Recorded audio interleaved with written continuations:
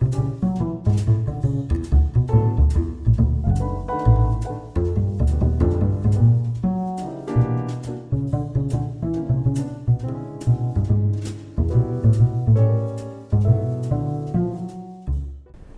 selamat sore. Kita ketemu lagi di podcast Ngopi Sore Direktorat Jenderal Perhutanan Sosial dan Kemitraan Lingkungan. Nah, kali ini kita akan ngomongin tentang keberlanjutan ekonomi, sosial, dan lingkungan. Karena yang paling penting dari perhutanan sosial adalah apa setelah izinnya terbit, apa setelah persetujuan dari pemerintah terbit kepada satu KTH atau satu kelompok perhutanan sosial. Dan di studio sudah hadir Ibu Catur Enda Prastiani, Direktur Pengembangan Usaha Perhutanan Sosial. Selamat sore, Bu. Selamat sore. Apa kabar? Alhamdulillah. Alhamdulillah. Baik. Narasumber kedua dari ADB. ADB salah satu counterpart pemerintah Indonesia dalam menyelenggarakan proyek-proyek perhutanan sosial. Salah satunya Forest Investment Program di Kalimantan Barat yang pertama, yaitu Pak Muki Wicaksono. Beliau adalah ahli safeguard, social safeguard, ahli safeguard sosial dalam perhutanan sosial.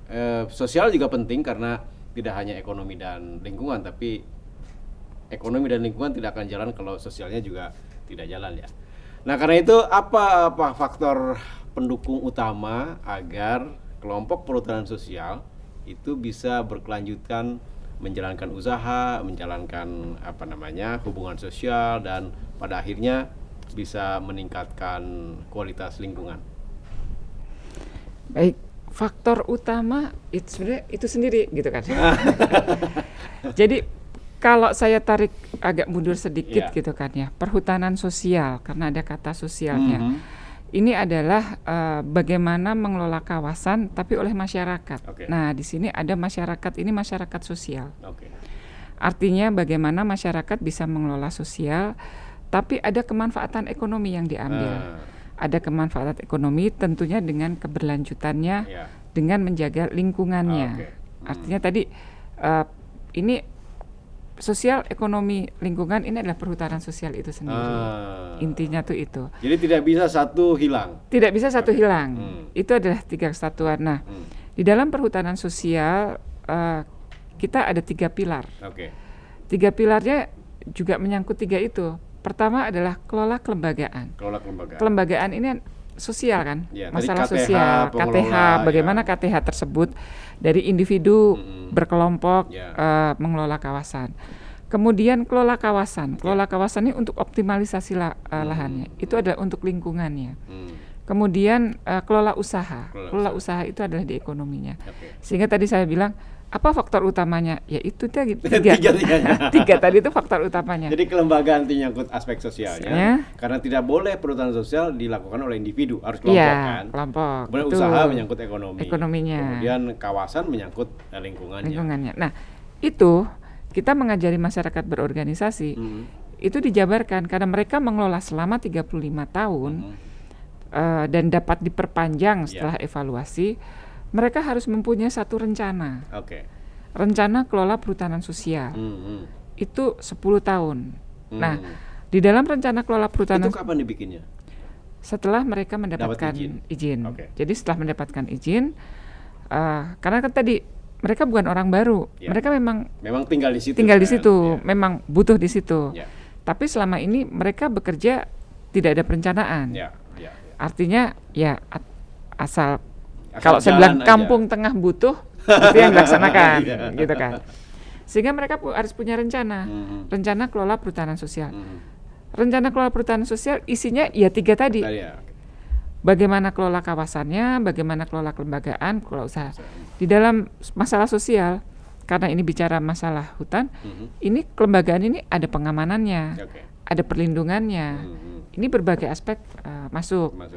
Kemudian ketika kelola usaha, ini ada ekonominya, ini harus berkolaborasi dengan siapa, potensi usahanya dia apa, di hutan lindung kah, di hutan produksi kah. Ini yang saya bilang pemerintah hadir untuk pemahaman ke masyarakat bahwa mereka di kawasan hutan, ada hutan lindung, ada hutan produksi. Bagaimana mengelola kawasan hutan lindung, artinya apa? tidak boleh menanam kayu untuk diambil kayunya, karena bisa longsor, menyebabkan masalah sosial. Bagaimana mengelola di hutan produksi, artinya boleh menanam kayunya. Di hutan lindung berarti HHBK-nya. Inilah tadi untuk pengelolaan perhutanan sosial, tiga pilar perhutanan sosial itu sosial, ekonomi, ekologi. Sudah lingkungan. Dan penentunya adalah RKPS. Rencana Kelola Perhutanan Sosial 10 tahun. Itu lama banget nggak sih 10 tahun? Maksudnya nggak ada yang tahunan, 2 tahunan gitu? Ada, saya baru mau bilang. RKPS selama 10 tahun, dan nanti mereka bikin tahunannya. Nah, tahunannya ini lebih detail lagi. Di breakdown lagi. Lebih detail lagi seperti apa. Dan 10 tahun ini kan kondisi sosial itu kan tidak statis, dinamis. Jadi ada kalanya ketika ini ya perlu nih merevisi RKPS-nya lagi. Misalnya tiba-tiba ada mulai ada stakeholder nih kabupaten berminat. Oh, masuk di mana nih yang tadinya belum. Nah, itu direvisi lagi. Kan ya tahun pertama mungkin baru persiapan, tahun kedua mungkin baru jadi tumbuhannya, tahun kelima udah berbuah. Sehingga kan berubah kan rencananya. Pasarnya. Tapi ini bisa di 10 tahun karena apa? Ketika ada RKPS 10 tahun, ini PS ini yang tadi tidak bisa satu-satu, tapi memang paralel. Tiga-tiganya. Artinya ini sudah harus siap nih pasarnya, off-takernya. Jadi ketika mau bikin RKPS, misalnya saya bilang madu, potensinya madu nih. Ini harus sudah mulai berpikir, kita bantu, pemerintah membantu, kira-kira madu ini madu perhutanan sosial, Bu? Ini madu dari perhutanan sosial. Madu hutan asli Kalimantan Barat. Pulau Majang. Pulau Majang. Oke, ini nih, keripik Majang. Iya. Dan ini sudah ada labelnya. Jadi ini kita bantu, mau produksinya madu. Jadi kita bantu nih madu. Nah, kira-kira RKPS yang bagus, off-takernya siapa? Kalau dulu kita belum berpikir sampai off-taker, kemudian off-taker ya ini dijual saja. Kesini bahwa pemerintah ini ketika mendampingi masyarakat nggak bisa sendiri. Kami pengen off-taker ini tidak hanya membeli, tapi dia juga harus mendampingi masyarakat bahwa madu ini terlalu encer, harus dikentalkan. Karena gitu kan? Kandungan airnya masih tinggi. Kandungan airnya masih tinggi. Dengan dikentalkan, artinya nanti nilainya juga bisa naik. Misalnya ini dengan encer, ini berapa mili nih? Misalnya 100 mili 10.000. Nanti 100 mili juga dengan kental, ini mungkin bisa 50.000, 500.000. Maksudnya bisa 500.000. Bisa naik harganya. Nah, ini kalau hanya menggantungkan satu pihak pemerintah, ini lama. Sehingga kita mulai nih tadi merambah ke bahwa PS ini harus dirambah ke dunia usaha. Masalahnya kan, Bu, KPS yang tinggal di tapak itu kan tidak punya relasi ke off-taker, ke industri besar. Ini siapa yang menghubungkannya? Nah, relasi yang menghubungkan itu adalah pendamping. Gitu. Siapakah pendamping? Nah, siapakah pendamping ini? Bisa dari pendamping dari lokal sendiri, masyarakat sendiri, bisa dari teman-teman NGO, bisa dari perguruan tinggi, akademisi. Bahkan sekarang dengan masuknya dunia usaha, ini dunia usaha bisa untuk mendampingi. Karena ketika pemerintah ada pendamping, memang idealnya satu kelompok satu pendamping. Tapi kalau kita pakai anggaran pemerintah saat ini dari 10.000 KPS, pendampingnya baru ada kira-kira 1.200. Jadi bayangkan. Jadi yang 9.000-nya itu pakai apa? Belum ada pendamping. Makanya kan tadi banyak, makanya mungkin kami masih belum sudah dapat SK tapi belum tahu mau ngapain.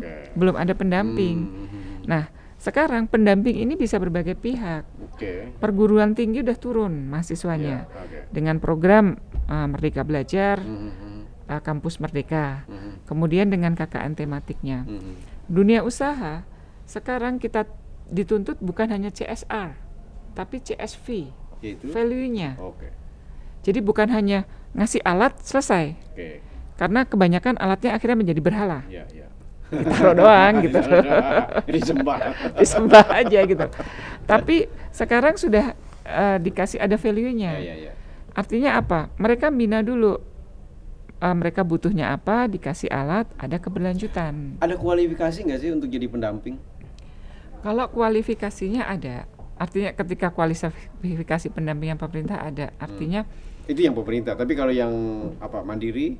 Kalau yang mandiri daftar aja atau gimana? Ya daftar aja gitu loh, karena memang harus ketertarikan. Orang kehutanan atau bukan? Enggak, boleh. Bahkan kalau sekarang saya boleh bilang pendamping ini yang tadi saya bilang, kalau yang kehutanan mungkin mendampingi untuk pola tanamnya. Tapi ketika ini marketing, ini perlu pendamping. Sama-sama pemerintah, saya ngandeng Kemenkop UKM nih. Oh, bisa kayak gitu. Tolong dong didampingi biar KPS kami bisa jadi UKM nih. Oke. Gitu. BI, tolong didampingi untuk apa? BI yang ada BI kami di Pasuruan mendampingi apa? Mendampingi untuk accountingnya, laporan keuangannya. Artinya yang tadi ini masalahnya mulai udah dari hulu sampai dengan hilir. Kemudian petani-petani kan kita tua-tua, untuk belajar nggak mau. Akhirnya apa? Ini anak-anaknya muncullah tadi petani-petani yang didorong untuk mengambil alih. Untuk mengambil alih. Tapi di produk hilirnya. Menarik, itu. Menarik. Ada program itu maksudnya pemerintah ya? Ada program itu. Bahkan ketika tadi bahwa ternyata kita juga ada program bahwa pendamping ini yang tadi yang kehutanan, ada nih pendamping yang untuk akses pasarnya. Kita jadi khusus ngomongin akses pasar. Akses pasarnya ada misalnya market access player. Kita udah tahu. Jadi pasarnya datang duluan nih. Saya butuh madu. Saya butuh madu. Oke. Nanti berarti bisa kerjasama. Diatur juga di P9 kerjasama PKS-nya. Boleh kerjasama siapapun. Yang penting kalau kita kan kalau nggak boleh berdua ya. Yang ketiga setan. Jadi kalau harus ada pihak ketiga. Jadi ketika kerjasama tadi swasta langsung dengan KPS ini boleh di P9. Tapi harus ada pihak ketiga pemerintah yang melihat. Karena apa? Kita tidak mau KPS saya, masyarakat ini kerjasama nanti jadi buruh lagi. Tapi ini harus jadi mitra seimbang. Karena apa? Di kita semua kita bilang modal itu adalah uang. Sehingga kadang-kadang petani-petani saya tuh grogi kalau ngeliat pengusaha, oh dia punya uang. Saya sekarang sedang menanamkan bahwa modal Bapak lebih tinggi. Kenapa? Bapak punya lahan untuk dikelola. Ini luar biasa, punya uang seberapapun kalau nggak punya lahan artinya apa? Nah ini yang tadi bilang masalah sosial. Saya juga harus membantu meningkatkan percaya diri KPS-nya bahwa mereka setara, mereka mitra. Sehingga boleh siapa aja jadi pendamping, bentuknya nanti kerjasama, tapi harus ada orang ketiga, ada pemerintah yang kayak jurinya, yang mediator lah. Regulator yang mediator, bukan hanya mediator, memang menyaksikan kerjasama itu.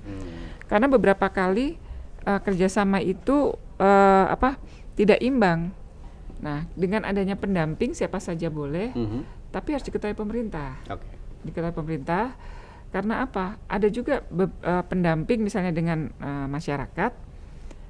Mereka hanya masyarakat dikasih iming-iming saja. Saya kasih nih 10% dari misalnya proyek. Ada satu proyek besar. Saya bicara misalnya siapa pendampingnya dapat itu? Ini ada pendamping yang tadi. Ada pihak swasta lah. Ini lokasinya kan menarik lahannya. Bisa untuk bisa untuk wisata misalnya. Saya bantu ya, gitu. Nah nanti saya kasih uang misalnya 60 juta, seneng dong uang gede. Tapi selesai, habis itu mereka yang menggunakan proyek. Artinya apa? Masyarakatnya jadi buruh. Tapi kalau masyarakat jadi mitra, sejajar, mereka kan punya penghasilan sampai 35 tahun. Gitu. Jadi tadi kenapa pertanyaan pendamping itu karena pendamping tadi penting kan dari yang menghubungkan ke obsteker, ke market access player dan seterusnya. Keuntungan buat pendamping dapat gaji atau apa? Pendamping sendiri. Kalau yang pemerintah pasti dapat gaji. Ya. Kalau yang mandiri. Kalau yang mandiri kebanyakan kalau saya yang lihat di lapangan, pertama ya karena mereka sudah dari hatinya ingin mendampingi. Tapi bukan sukarela kan? Ada yang sukarela. Oh, ya? Sukarela karena mereka orang sana. Jadi yang tadi dimungkinkan juga untuk pendamping tadi bisa untuk membuat contoh role model ke masyarakat seluas tadi maksimal misalnya 2 hektar dengan lahan. contoh mengelola bukan dapat lahan loh ya, tapi bisa mengelola lahan untuk contoh. Nah itu ada benefit juga. Ya pasti karena dia pastinya ada benefit juga. Kemudian sama-sama ketika masyarakat sudah ini pendampingnya juga namanya bisnis itu kan biasanya seperti apa ya, kalau saya bilang seperti kartu ya, sekali disenggol semua pasti akan dapat. Bisnis multiplier effect. Jadi pendamping itu mendapat itu. Dan secara nggak sengaja dia punya dampingan KPS, dia mendapatkan kenalan lebih banyak lagi dari sektor pemerintah, dari sektor swasta, dari sektor ini. Network jadi jalan. Networking dia jalan. Kalau saya bicara di masalah sosial, jadi percaya dirinya bukan hanya untuk petani, untuk pendamping juga. Ketika kita punya networking, kita mau usaha apa nggak di luar ini, kita bisa punya jejaring. Memang. Nah, ini bicara soal network, ada pembelajaran nggak oleh ADB dengan proyek-proyek yang didampingi tentang perhutanan sosial? Bagaimana menjaga keberlanjutan perhutanan sosial setelah proyek berakhir? Iya, sebenarnya ADB sendiri masuk ke isu community based forest management ya, bisa dibilang kan ya, CBFM ini bukan hal yang baru ya. Pernah dulu di Malinau juga Bu ya, di Kalimantan Utara proyek ADB itu terkait RIDD+. Nah tapi kali ini Forest Investment Program sebenarnya ingin melihat bagaimana dampak proyek ini bisa mempertahankan turunnya deforestasi dan turunnya degradasi hutan itu ya. Nah memang kunci utama ada di pelembagaan awal ya. Nah, ini yang paling kuat pasca izin itu pendampingan 5 tahun 10 tahun. Memang tantangannya mungkin kayak pengalaman di Padang Tikar gitu Bu ya. Padang Tikar itu jadi kasus menarik karena pendampingnya itu punya koperasi. Mungkin tadi pertanyaannya Mas? Untungnya apa sih buat pendamping? Mereka berinovasi di situ kemudian. Mereka bikin UKM, koperasi dan disalurkan, nanti ada di Padang Tikar tuh ada distributor jadi dia seperti off-taker. Market access player ya. Itu untuk kasus project lainnya. Tapi ketika di FIP Forest Investment Program ini memang ada banyak pihak yang telah masuk di lapangan ya. Dan ADB melakukan stakeholder mapping, siapa saja para pihak itu yang melakukan. Karena masing-masing lembaga CSO punya pendampingannya sendiri setiap lokasi. Seperti misalnya di Sungai Utik, hutan adat Sungai Utik di Batu Lintang. Itu proses rekognisinya kan sudah selesai ya. Dan proyek ini masuk ketika pasca rekognisi. Yang banyak orang tanya, lalu setelah rekognisi apa dapat manfaatnya? Nah, added value yang diberikan oleh proyek FIP ini sebenarnya bagaimana areal hutan adat ini juga bisa terkoneksi dengan areal perhutanan sosial di sekitarnya. Dan FIP 1 menempatkan 17 fasilitator dan memang itu didukung oleh proyek. Di Sungai Utik atau di seluruh lokasi desa.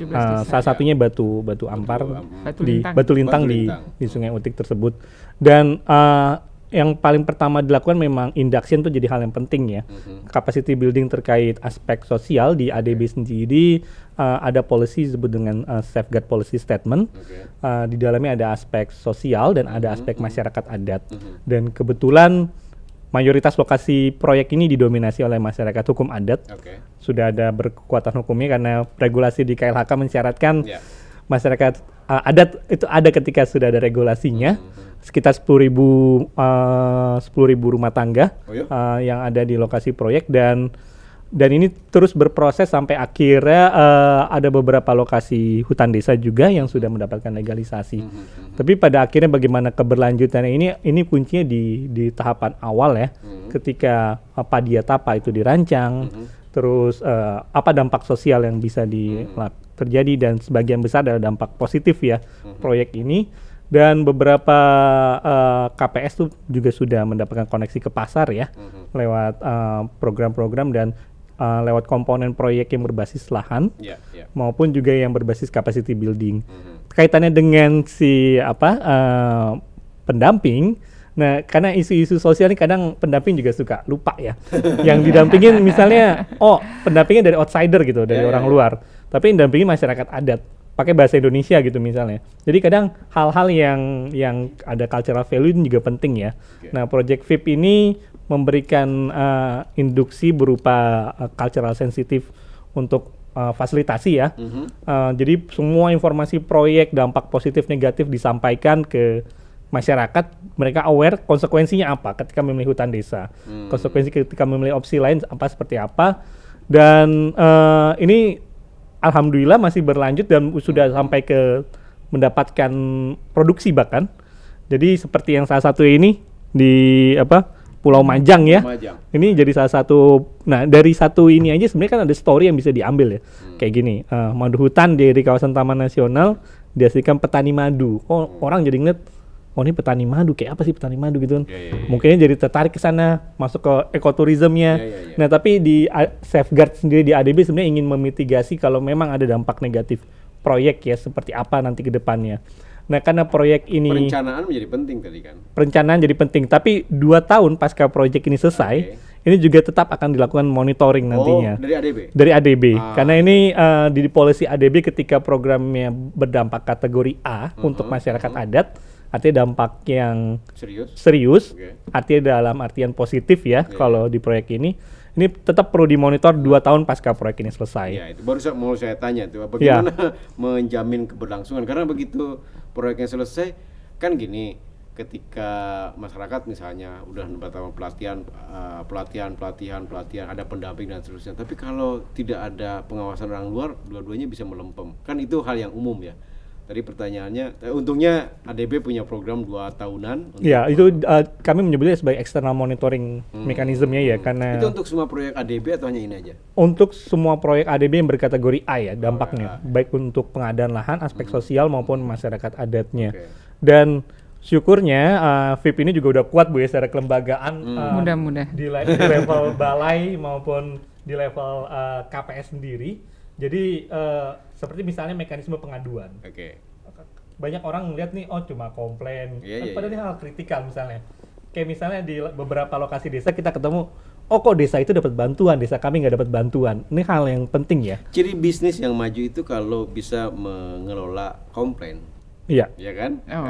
Kalau kita bikin aplikasi itu Bu, aplikasi yang tidak kredibel kalau kita tidak bisa ngechat komplain, ya kan? Sehingga komplain bukan sesuatu yang sesuatu yang serampangan gitu. Iya. Artinya perhutanan sosial juga harus bisa mengelola komplain tadi itu. Karena kan namanya dinamika sosial, kita tidak bisa. Apalagi kalau konteks komplain di kawasan hutan tuh biasanya agak-agak sensitif ya. Terkait soal urusan perut. Agak serem kan. Karena konflik kawasan hutan biasanya itu berhubungannya. Iya. Kalau saya boleh bilang baru pertama kali yang saya tangani, karena apa? Output atau target akhirnya itu tidak selesai di tahun proyek selesai. Artinya ada satu output yang tadi target karbon yang 3,2 itu pakai catatan sampai dengan 2026, 2027. Tahun lagi. Padahal proyek ini selesai di tahun 2023. Ini yang saya juga mau men-challenge ADB. Itu sengaja atau kenapa target selesai proyek 2023 tapi pencapaiannya 2026? Iya, soalnya proyek ini kan sebenarnya ada 3 output ya. Yang pertama tentang sustainable forest management terkait livelihood, kedua soal policy, dan yang terakhir terkait bagaimana menghubungkan ini ke pembiayaan potensial lainnya ya. Nah, ini sebenarnya maksudnya ADB mau nyariin lagi Bu. Iya. Tapi secara otonom oleh proyek itu sendiri ya.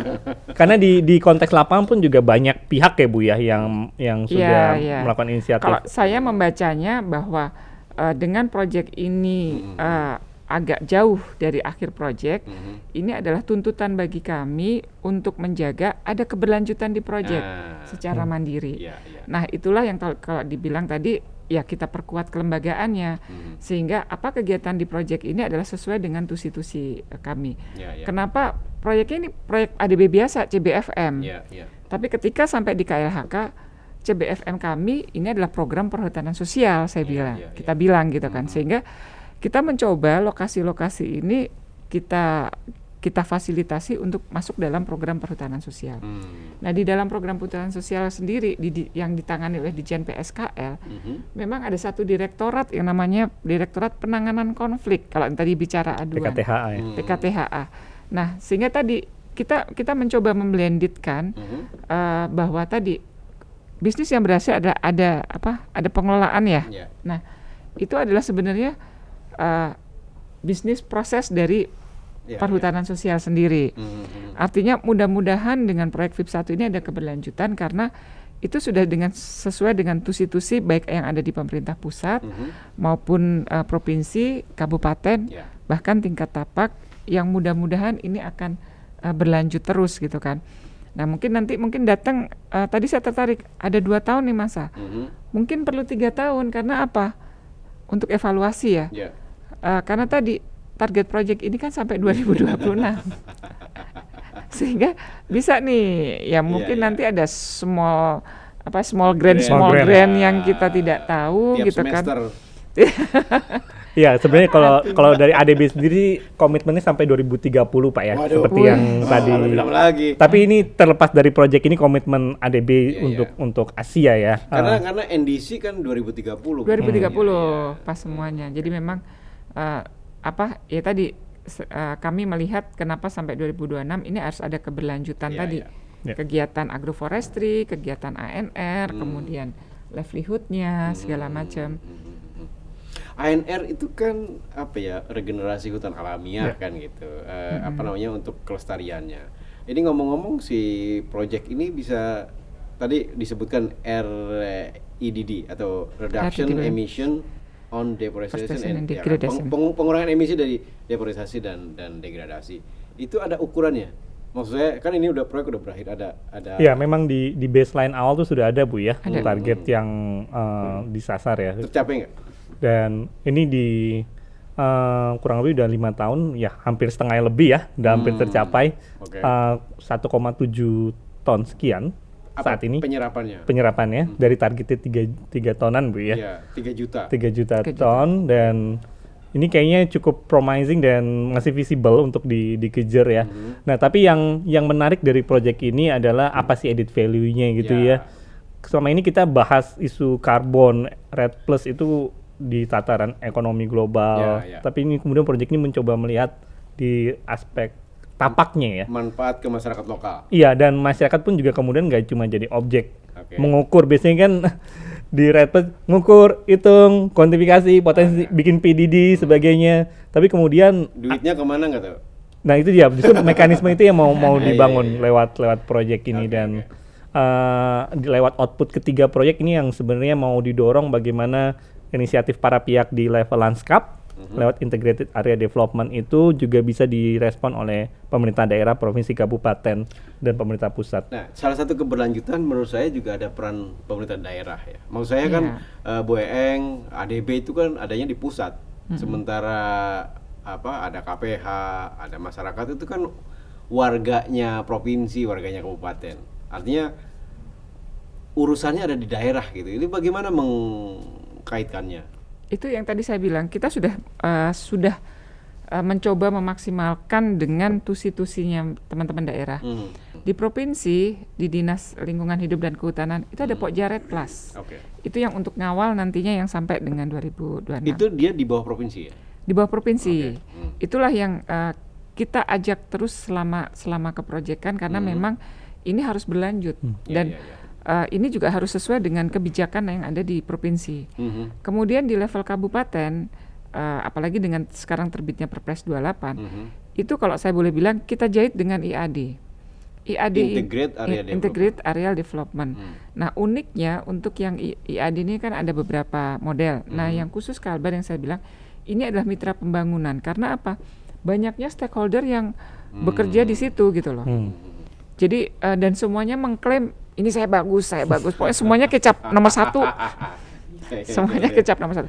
Ya, apa salahnya sekarang kita kerja berbareng-bareng dan di kabupaten ini kita minta untuk sebagai dirijen ya, ini Bapeda. Karena Badan Perencanaan Pembangunan. Iya, karena mereka yang bikin rencana dan ini diketahui oleh bupatinya. gitu kan. Dan DPRD-nya tentu saja ya. Dan tentunya DPRD-nya. Artinya sehingga siapapun nanti yang masuk Kalbar, waktu itu saya bilang ke Bapeda, Bupati, jadi nanti Bapak nggak mana lagi ya nih proyek, terus nanti ingetnya itu lagi gitu kan. Jadi tinggal buka ini IAD yang planning itu, ada yang masuk lagi, oh tolong bantu yang di sini, tolong bantu. Jadi itu yang kita harapkan, kelembagaan itu siap, bahkan sampai di tingkat tapak di desanya. Kita selalu aktif mengajak kepala desanya. Dan ya namanya sosial itu kan nggak statis. Ada juga sih di lokasi ketika ganti kepala desa nggak mau lagi nih, minta dari awal lagi nih. Ya kita harus mundur lagi karena tadi semua orang pengen menjadi kecap nomor 1. Oke. Kalau dari pandangan donor gimana ya? Maksud saya kan daerah itu ya ini jujur saja ya, daerah kalau ada program yang tidak menguntungkan dia kan juga ya ogah-ogahan. Sebagai lembaga donor, bagaimana melihat secara umum pemerintah daerah di Indonesia dalam hal proyek-proyek yang di drive oleh pemerintah pusat? Iya, sebenarnya ini jadi opportunity sekaligus jadi challenge ya untuk project ya, karena beberapa pemerintah daerah di level provinsi kabupaten juga udah punya awareness terkait aspek perubahan iklim ataupun REDD plus itu ya. Dan untuk Kalbar sendiri secara kelembagaan udah cukup kuat. Mereka mau lah ya. Gubernurnya sudah meng-SK-kan Pokja dan beberapa kabupaten selain di luar lokasi proyek selain Sintang, Kapuas Hulu itu juga ada di Ketapang itu juga cukup kuat. Mereka punya inisiatif terkait area kelola konservasi bersama masyarakat. Karena kalau dia tadi ada kan ini juga masyarakat desa, perhutanan sosial itu kan ada tinggal di desa kan. Desa pasti ada namanya indeks desa membangun. Indeks desa membangun yang cukup tertinggal, maju dan seterusnya, itu bisa diklaim oleh daerah kan? Bisa jadi sebagai capaian kan? Artinya Pemda bisa mengklaim, tingkat kemiskinan saya turun. Iya. Yang itu karena perhutanan sosial gitu. Mereka bisa mengklaim bahwa ini keberhasilan pemerintahan saya. Iya, mereka bisa. Secara politik. Iya.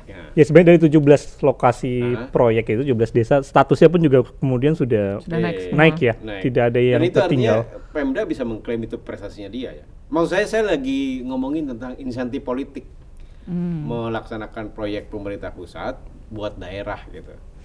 Kalau saya melihatnya Pemda bisa mengklaim sebagai IDM itu karena sama ketika kami datang dengan VIP 1 dengan posisi lokasi di mana mereka langsung bantu IDM kami. Karena apa? Kalimantan Barat ini provinsi yang ya tadi karena hutannya masih banyak sebagai ya tadi kan kabupaten konservasi sehingga tolong bantu karena apa?